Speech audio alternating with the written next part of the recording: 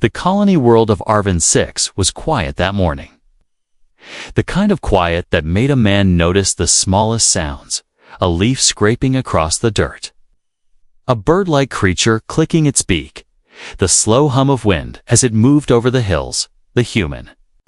Trader had walked this route many times before, following the narrow trail along the riverbank, but today something felt different. The air was heavy, damp, and carried a strange scent. The river itself was a mystery to most settlers. It did not belong here.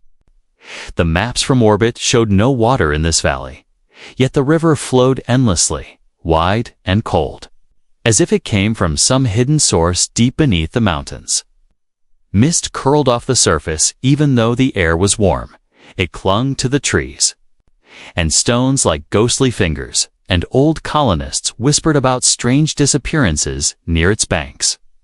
He had heard the stories but never believed them, until he heard a sound that cut through the fog like a blade. It was a cry, faint but sharp. Like a child's voice, he froze, his eyes scanning the thick mist. The voice came again, higher this time, more desperate, and his stomach tightened. Something moved in the water, a small figure thrashing, its pale shape barely visible through the shifting fog.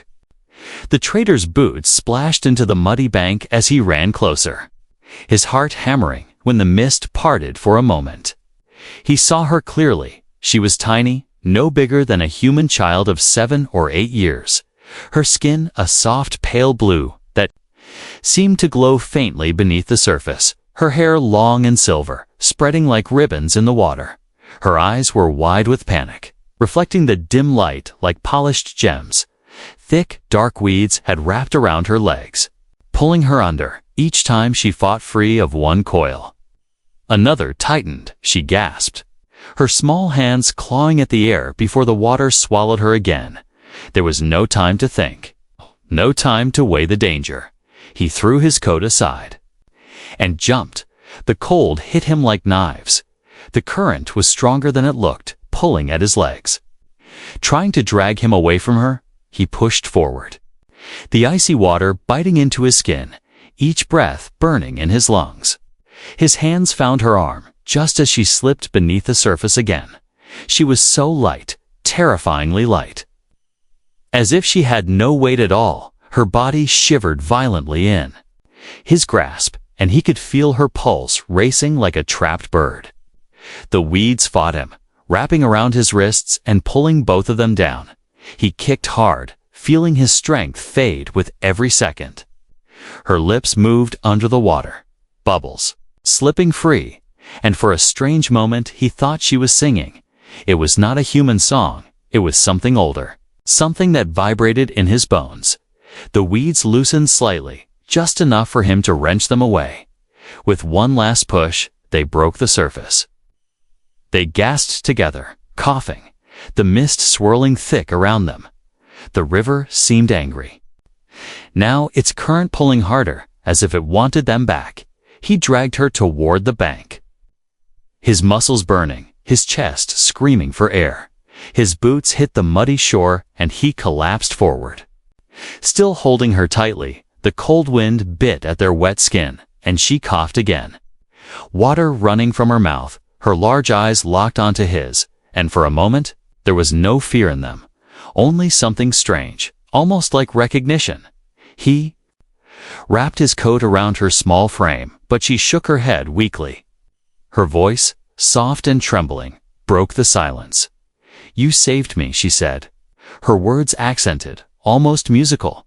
Then she added something that made his breath catch. "Now, you are mine." He stared at her, unsure if he had heard correctly. Her little hands clung to his sleeve with surprising strength. The mist around them shifted, and for an instant, he thought he saw shadowy shapes in the trees across the river. Watching, when he blinked, they were gone, but the sense of being hunted lingered. He had no idea who she was, where she came from, or why she had been in the river, but deep inside, he knew one thing: his life had just changed. The river that should not exist, had given him something fragile and strange. And somewhere in the fog, he felt the presence of others who wanted to take her back. The promise of safety had not yet been made, but the decision was already in his heart. He would keep her close, whatever it cost him. And as the wind carried the cold mist away, he realized they were not alone in this valley. Not anymore. The cold was alive. It clung to his skin like a second layer.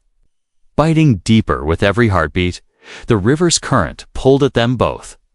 Twisting and turning as if it had a will of its own, the man tightened his grip on the small alien girl. Her body shivering so violently he feared she would slip from his arms. Her eyes were half closed now, the faint glow in them dimming, the silver strands of her hair floating around them like threads of light. The weeds at their feet were not ordinary plants. He could feel them move, curling up around his legs like snakes, sliding higher, wrapping tighter for a moment. Panic rose in his chest. He kicked hard, breaking a few strands, but more came, reaching from the deep. He could not let go of her. Every instinct told him she was the reason he had to keep. Fighting, her tiny hand gripped the front of his shirt with surprising strength, as if she knew letting go meant the river would win. He forced himself to breathe slow, even though his lungs screamed for air. The cold burned through his chest in the shifting haze of water. He thought he saw movement, pale, shadowy forms deep below, gliding just out of reach, their shapes vanishing before he could be sure they were real. The girl's lips moved again, letting out that strange hum, soft but steady, the sound vibrating through the water into his bones. Something in the weeds responded, their grip loosening just slightly. He did not understand how. But he pushed forward, using the moment to drag them upward. The current slammed against them, spinning them sideways, smashing his shoulder into a hidden rock. Pain shot through him, but he refused to let go. Breaking the surface felt like breaking through a wall. Air rushed into his lungs like fire. She coughed violently, spitting out water. Her voice too weak for words now. The mist closed around them like a cage, the river roaring louder in his ears than he remembered. They were not safe yet. The bank was still far, and the current kept pulling them toward the deeper channel. He kicked hard, his legs aching, each push through the freezing water feeling slower than the last. The girl's head rested against his shoulder, her breathing shallow, the faint glow from her skin flickering like a dying ember. "Stay with me," he muttered, not sure if she understood, but her fingers tightened on his shirt again. That small squeeze gave him enough strength to push forward. The weeds reached again, brushing against his boots, but he twisted away, forcing himself into the shallows when his boots scraped the muddy bottom. He almost collapsed, his body shaking. From exhaustion, step by step, he dragged them both through the cold water until they reached the bank. He fell to his knees, still holding her close, the ground beneath them wet and soft. For a moment, he just knelt there, gasping, the sound of rushing water behind him. She opened her eyes, looking at him like he was both a stranger and someone she had known forever. "Why?"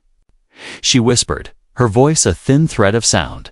He had no answer, not one that made sense, so he just pulled his coat tighter around her. The wind cut through the mist, bringing the scent of wet earth and something sharper, metallic. He turned his head and froze. There were footprints in the mud just a few meters away. Too large to be hers, too fresh to be old. Someone had been here, maybe watching, maybe waiting. He rose quickly, lifting her into his arms. She was so light, it was like carrying a bundle of cloth.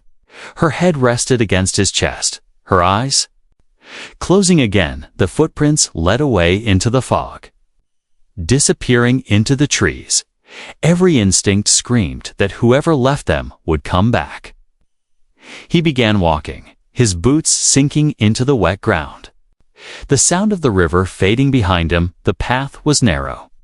winding through twisted roots and low-hanging branches. The mist thinned for a moment, letting him see the faint glow of the settlement's lights far in the distance. But even with safety so close, he couldn't shake the feeling of eyes on his back. The girl stirred in his arms, whispering something in a language he didn't know. The words soft, but filled with fear, when he glanced down at her. She looked up at him as if she could see something behind him, something he could not. His steps quickened, his mind racing with questions he didn't have time to ask. The cold clung to him like a shadow, his muscles heavy, yet he kept going. When the trees thinned and the first stone walls of the settlement came into view, he let out a slow breath, but the feeling of danger did not fade. Behind him, the mist shifted, and for just an instant, he thought he saw dark shapes moving along. The riverbank, tall and silent, the girl's small hand clung to him even tighter. Her voice trembling, "Don't let them take me." He didn't know who they were. But he knew one thing. They were already hunting her, and now they would be hunting him too. The settlement gates loomed ahead, tall metal frames with flickering lights that hummed softly in the mist. The man walked quickly, the weight of the tiny alien girl in his arms reminding him of the river's icy grip. Her breathing was shallow, each inhale slow and fragile, her skin still cold under the coat he had wrapped around her. A guard at the gate stepped forward, his hand resting on the handle of a pulse rifle. His eyes scanning the stranger's burden with a hint of suspicion, found her in the river.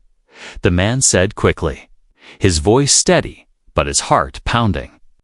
The guard frowned, his gaze lingering on the girl's pale blue skin and silver hair. But after a tense pause, he stepped aside, inside the settlement. The narrow streets were quiet, most doors closed against the damp night air. Dim lanterns hung from wooden posts, casting uneven light across the ground. He headed toward his small cabin on the edge of town, each step echoing in his mind like a countdown. The girl stirred against him, her small hands curling into the fabric of his shirt, her eyes fluttering open. She stared up at him for a long moment. Silent, her gaze so steady it felt older than her small body. When she spoke, her voice was soft, accented, each word carefully shaped. "You saved me." He stopped walking for a moment, her words catching him off guard. Her tone carried more than gratitude. It carried a kind of certainty. Like she had decided something important, then she added, "Now, you are mine." The way she said it was not playful. It was not a child's whim. It was a statement. He opened his mouth to ask what she meant, but before he could speak, her eyes shifted past him, toward the misty street behind. Her pupils widened, her small fingers digging into his shirt. "There," she whispered, almost too softly to hear. He turned quickly, but the street was empty, the lantern light swaying gently in the breeze. Still, the feeling of being watched pressed against the back of his neck like cold metal. Without another word, he started walking again, faster this time. They reached his cabin, a small wooden structure with a single window and a creaking door. And he pushed it open, stepping inside. The warm air inside was a relief, but he didn't relax. He locked the door and set her gently down near the fire. She stayed close to him, her knees drawn up, her eyes scanning every shadow in the room. "You can rest," he told her, placing a blanket over her small shoulders. For a moment, she didn't move. Then she asked, "Will you keep me?" The question was strange, almost like she was asking to be an object, a thing to be owned. "I'm not sure what you mean," he replied slowly. She looked down, her voice trembling as she said, "If you keep me, they can't take me back." The way she said they made the hair on his arms stand on end. He crouched so they were at eye level. "Who are they?" he asked, her lips pressed into a thin line. She shook her head, silver hair falling over her face. Instead of answering, she leaned closer, her small hands gripping his arm. "You are mine now," she repeated, her voice almost urgent, as if she was trying to make him understand something important. Outside, a sound broke the quiet, soft footsteps on wet ground. Too slow to be casual, too heavy to be a child. The girl's head turned toward the sound immediately. Her body going still like prey, sensing a predator. The man rose, moving quietly. To the window, the fog outside was thick, but he thought he saw shapes moving in it. Not clear forms, just the suggestion of tall figures standing too far from the lantern light. When he blinked, they were gone, the mist swallowing them completely. He returned to the fire, his eyes meeting hers.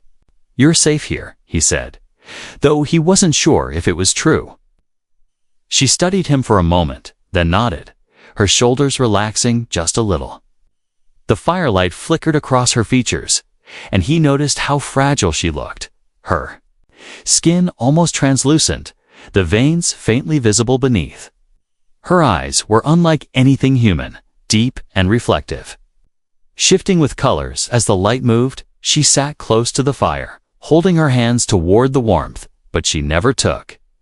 Her eyes off the door. "I will belong to you forever," she said suddenly, her voice steady again. He felt the weight of those words settle into the room. It wasn't a promise made by a child. It was something else, something binding. The wind outside shifted, carrying a faint, low hum through the walls. The girl's head tilted as if listening to something far away. Her expression tightening. "They're closer now," she said softly. He didn't ask how she knew. The truth was he believed her. He moved to the shelf, pulling down an old rifle, the metal cold in his hands. Her gaze followed him, calm but alert. In that moment, he understood that saving her from the river had been the easy part. The real fight had only just begun. And whatever she had run from was still out there, in the mist, closing in on them both. Morning came slowly, the mist outside still clinging to the ground, as if the night refused to leave. The man had barely slept, every creak of the cabin, every whisper of wind making him check the door again and again. The tiny alien girl sat near the fire, wrapped in his coat, her knees pulled close to her chest, her eyes following him each time he moved. She ate quietly, taking small bites as though afraid the food might vanish if she ate too much at once. When she looked up, her voice was soft but certain. "They will come," she said, and the way she said it left no doubt in his mind. He had questions, too many to count, but each time he tried to ask, she would glance toward the window, her gaze distant, as if listening for something only she could hear. By midday, the settlement had begun to stir. Merchants opening stalls, workers heading toward the fields. The normal hum of daily life returning. The man decided they needed supplies, food, blankets, maybe a better lock for the door. So he told her to stay inside. Her small hand reached out, gripping his sleeve with surprising strength. "Don't be long," she whispered. He nodded, stepping outside, the cool air carrying the scent of damp earth. The streets were busier now, and for a moment it felt almost normal until he saw them. 3 alien mercenaries stood near the market's edge, their armor dented and scarred, the insignia on their shoulders unfamiliar to him. Their eyes scanned the crowd with sharp precision, their heads turning in perfect unison. One of them held a small device, its faint blue light sweeping over the street like a predator searching for prey. The man turned away quickly, pretending to browse a table of dried fruits, his mind racing. When the mercenaries moved closer, he heard one speak in a low, guttural voice. "She cannot be far." His stomach tightened. They were looking for her. There was no doubt. He slipped between 2 market stalls, taking the long way back to his cabin. But as he approached the corner, a shadow fell across his path. One of the mercenaries stepped out, blocking his way, his eyes narrowing as he scanned the man's face. "You," the alien said, his voice rough. "Have you seen a small one? Pale skin, silver hair, eyes like light." The man kept his expression calm. "No," he lied easily. Just traders and locals here." The alien tilted his head, studying him, then smirked. "If you do, you bring her to us, you will be rewarded." The words dripped with something ugly, as if the reward was not truly meant for the man's benefit. He forced a nod. Stepping around the mercenary, his heart pounding in his chest, from the corner of his eye, he saw the alien's gaze follow him until he disappeared down the next street. Every instinct told him they did not believe his lie when he reached the cabin. He opened the door quickly and stepped inside, locking it behind him. The girl was exactly where he had left her, but her eyes told him she knew something had happened. "They asked about you," he said, keeping his voice low. She did not look surprised. "They are hunters," she said simply. "They will not stop." He crouched in front of her. "Why do they want you?" Her gaze dropped to the floor, her voice barely above a whisper. "Because I am not theirs anymore." The meaning in her words was heavy. But before he could ask more, a sharp knock rattled the door. His body tensed, his hand moving to the rifle leaning against the wall. The knock came again, slower this time, deliberate. He moved to the window. Peering out through the curtain, two of the mercenaries stood there, their faces unreadable, their hands resting on their weapons. One called out, "We know she is here." His voice calm, but dangerous. The girl's small hand gripped his sleeve again. "Don't let them take me." He stayed silent, his breath slow and steady. After a long moment, the mercenaries turned away, but not before one of them looked back and gave a small, knowing smile. When they were gone, the girl exhaled, her shoulders dropping slightly. "They will come back," she said, her tone not fearful, but certain. He knew she was right. And that meant only one thing. They had to be ready. The rest of the day passed in tense quiet, every sound outside making him glance toward the door. That night, the mist returned thicker than before, swirling in pale ribbons around the cabin. The girl sat close to the fire, staring into the flames, her expression unreadable. "They are closer now," she said suddenly. And when he looked at her, he saw no doubt in her eyes. Somewhere out there in the fog, the hunters were moving, and soon they would come to claim what they thought belonged to them. The fire burned low in the corner of the cabin, casting a warm glow against the wooden walls. Outside, the mist still curled around the settlement like a living thing. Heavy and silent, the man had barred the door and checked the windows twice. But the tension in his shoulders did not ease.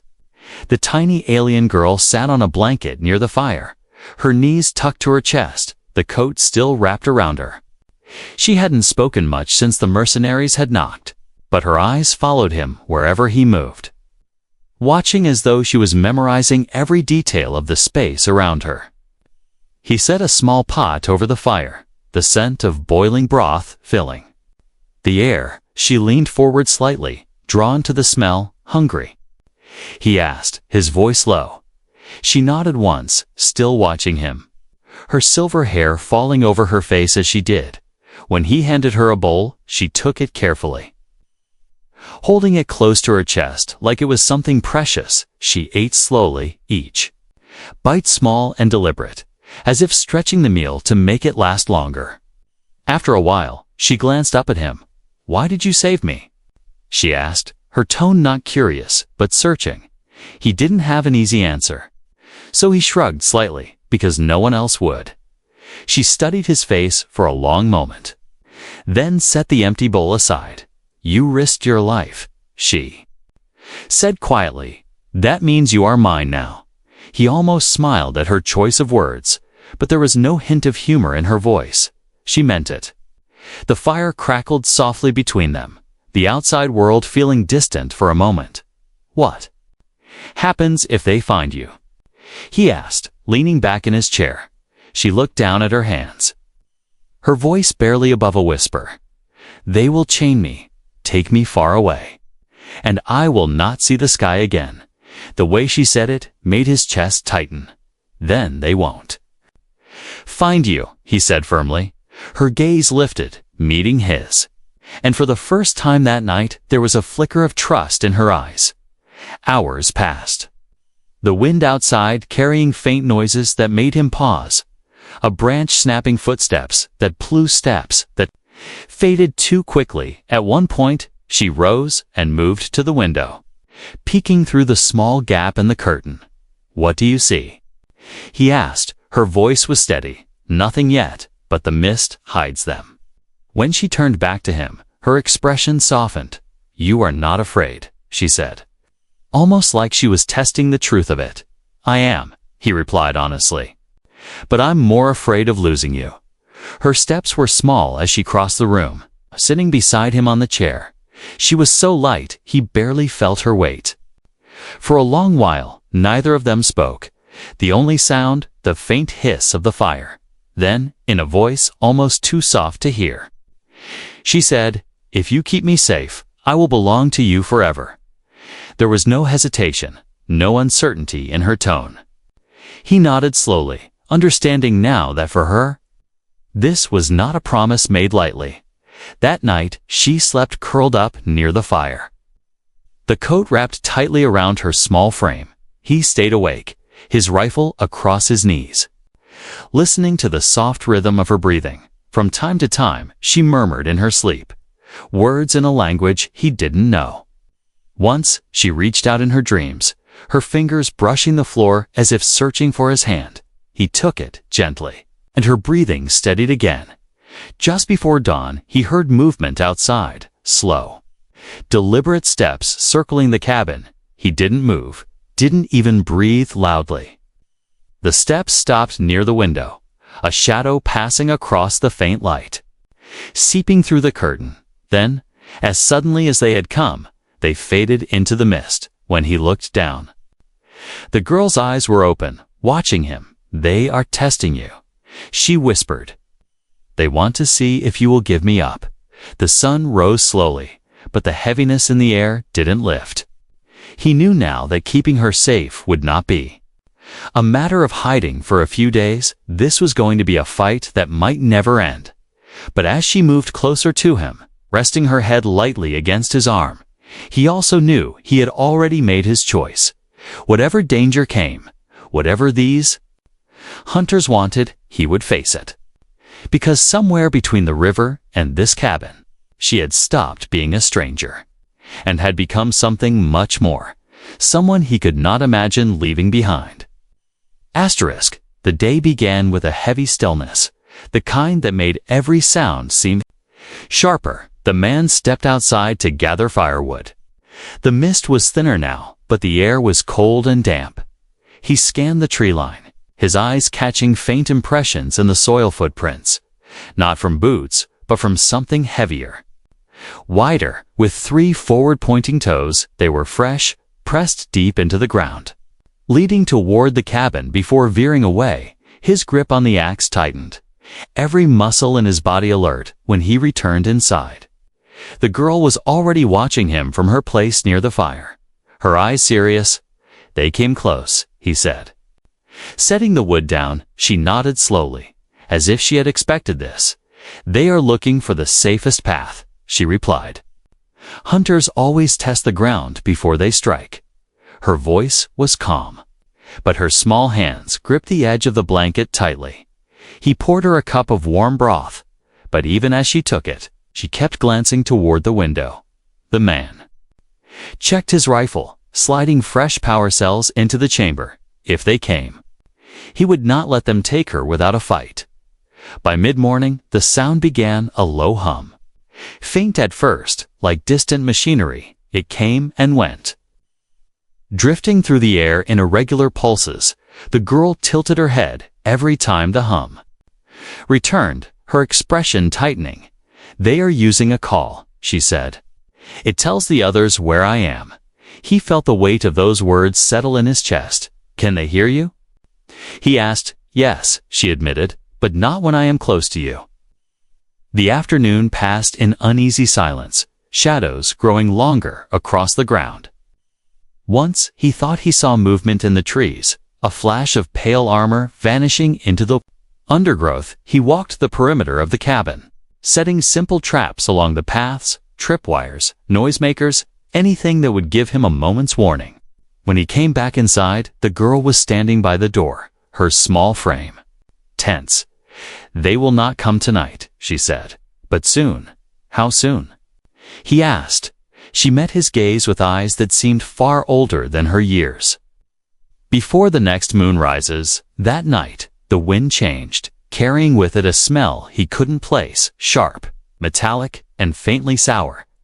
The girl stirred in her sleep, her body curling tighter. He kept the fire low, the shadows in the room deep enough to hide them from anyone peeking through the window. Hours passed, but he did not sleep. Every creak of the wood, every rustle outside, making his finger tighten on the rifle's trigger, just before dawn. There was a sound, soft, deliberate footsteps moving through the wet leaves outside. The traps snapped one by one, distant clicks and rattles breaking the silence. He moved to the window, careful not to be seen. Through the mist, he saw them, 3 figures, tall and thin. Their armor fitted close to their bodies, plates of dull gray with faint glowing lines across the chest. Their heads were smooth and oval-shaped, no visible mouth, their eyes glowing a dim blue. One of them bent down, inspecting a sprung trap, while the others scanned the cabin slowly. The man stayed completely still, his breath shallow. After a few moments, they moved on, melting back into the fog, but he knew they hadn't left. They were just circling. When the girl woke, she found him still standing at the window. "They saw the traps," he told her. She nodded, pulling the coat tighter around herself. "They are learning," she said quietly. It was not comfort, it was a warning. The rest of the day was tense. He kept her close, never letting her out of his sight. Every hour, the hum returned, growing a little louder each time he could almost feel it in his bones, a vibration that made his teeth ache. By evening, the light faded quickly, the air thick with mist again. The girl moved to stand beside him at the window, her small hand slipping into his.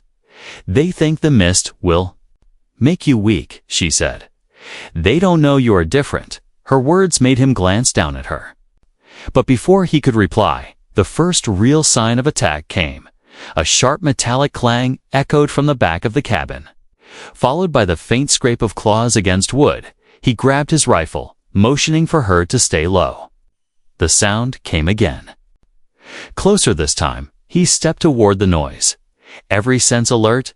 Outside, the fog swirled, shapes moving just beyond the edge of sight. Then came a voice, low, guttural, and chilling. "Give her to us, human, and you live." He didn't answer, but the girl did. Her voice steady. "He is mine." The silence that followed was heavier than before. When the shapes moved back into the trees, the man knew it was only for now. The real strike had not yet begun, but it was coming, and soon. The night was colder than any before. The mist so thick it pressed against the windows like a living wall. The fire inside the cabin burned low, its glow barely touching the far corners of the room. The man sat near the door, rifle across his lap. The tiny alien girl curled in the coat beside him, her silver hair catching the dim light. She was awake, though her breathing was slow and quiet, her eyes fixed on the door as if she could see beyond it. "They are waiting," she whispered, her voice calm. "They want you to be tired. They want you to stop watching." He shook his head slowly. "Not tonight," he said. His voice steady. Hours passed, and the sounds outside grew clearer. The faint crunch of footsteps in the frost, the low hum that had haunted them for days. Then came the scraping, sharp metal against the wooden wall. Slow and deliberate, the man rose silently, motioning for her to move toward the back corner. She obeyed without question. The door rattled. Once, twice, then fell still. From the window, he saw the tall shadows in the mist, their glowing eyes watching the cabin. "Unmoving, they won't stop," she said softly from the corner. Her voice steady, but her hands gripping the coat tightly. He thought of running, but there was nowhere safe. Not in the settlement, not in the hills, and certainly not near the river, unless... His eyes shifted toward the memory of that icy current, the way the weeds had tried to pull them under. The river was deadly, but it was also the only place the hunters might hesitate to follow. They don't like the water, do they? He asked, his voice low. She shook her head. The river is older than them. It does not let them pass. That was all he needed to hear. He grabbed a small pack, tossing in food, a blanket, and spare power cells for the rifle. Stay close to me, no matter what happens, he told her. She nodded once, her eyes never leaving his. I will. He opened the back door slowly, the cold rushing in like a wave. The mist swallowed them instantly, their breaths visible in the dim light. From the cabin, the path to the river was narrow, winding through the trees, each step crunching softly against the frost-covered ground. Behind them, the hum grew louder, the shadows moving in the mist, their following. She whispered, I know, he replied, tightening his grip on the rifle when they reached the riverbank. The water looked black under the pale moonlight, the mist curling off its surface like steam from a hidden fire. The sound of the current filled the air. Louder than he remembered. They will see us, she said quietly, her eyes scanning the far bank. That's the point, he answered. He stepped into the freezing water, the cold biting instantly at his legs. She hesitated, but when he reached back for her hand, she took it without hesitation. The current pushed hard against them, the weeds brushing their boots like searching fingers.